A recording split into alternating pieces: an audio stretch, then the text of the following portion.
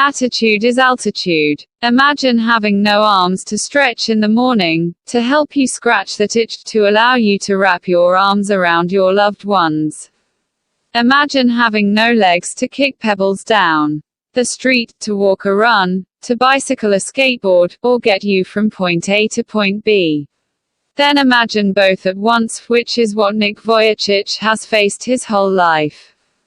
Have you heard something like this before? Nick Vujicic was born with no arms or legs, but he doesn't let the details stop him.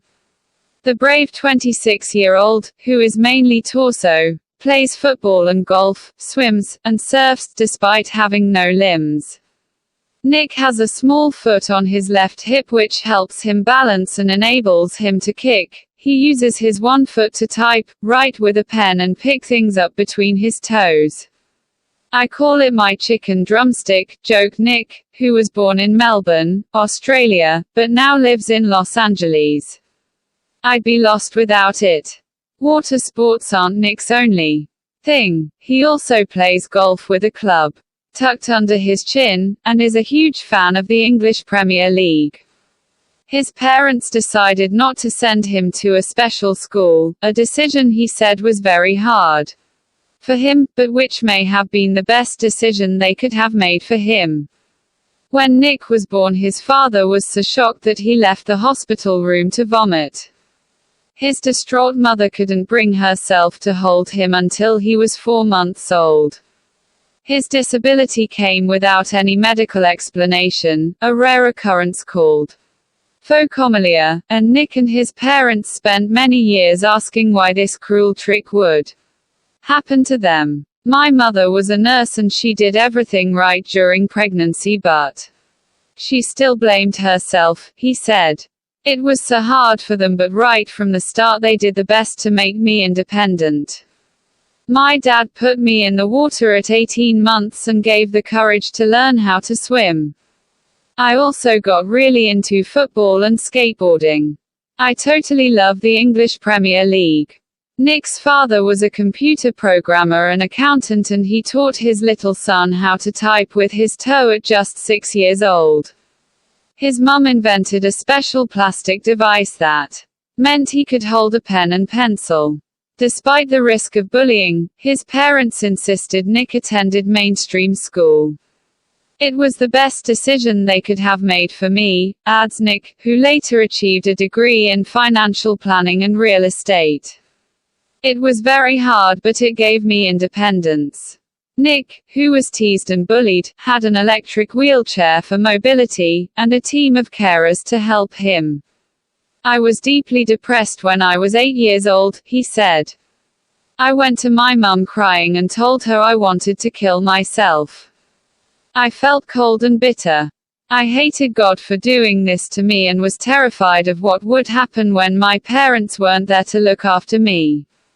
I could brush my own teeth with a wall-mounted brush and wash my own hair with pump-action soap, but there was so much that was impossible for me. At age 10, Nick tried to drown himself in the bath, but luckily the attempt was unsuccessful. I felt there was no purpose. When you lack purpose and strength, it is hard to hold on, he said.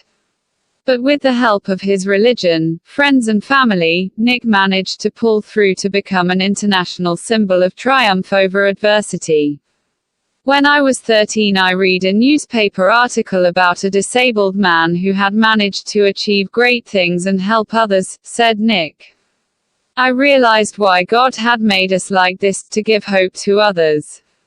It was so inspirational to me that I decided to use my life to encourage other people and give them the courage that the article had given me. I decided to be thankful for what I do have, not get angry about what I don't. I looked at myself in the mirror and said, you know what, the world is right that I have no arms or legs, but they'll never take away the beauty of my eyes. I wanted to concentrate on something good that I had. The challenges in our lives are there to strengthen our convictions. They are not there to run us over, said Nick. In 1990, Nick won the Australian Young Citizen of the Year award for his bravery and perseverance. And once I was in a car and a girl at traffic lights was giving me the eye. She could only see my head, so I decided to do a 360 in the car seat to freak her out. Her face was like, "Whoa, what is going on?" She sped off really quickly. Nick began traveling the world, and in 2008 he went to Hawaii and met surfing master Bethany Hamilton, who had her arm bitten off by a shark when he was 12. "She was amazing," said Nick. "She taught me how to surf and I was terrified at first, but once I got up there it felt absolutely fantastic and I caught some waves pretty well." Nick quickly learned how to do the 360-degree spins on his board, a feat that got him on the cover of Surfer magazine within 48 hours. "No one has ever done that in the history of surfing," he said. "But I have a very low center of gravity, so I've got pretty good balance." He has visited different countries all over the world. The football fan is now a motivational speaker and has traveled to over 24 countries speaking to groups of up to 110,000 people. He moved to Los Angeles 2 years ago and plans to continue to travel the world. This year he will visit South America and the Middle East.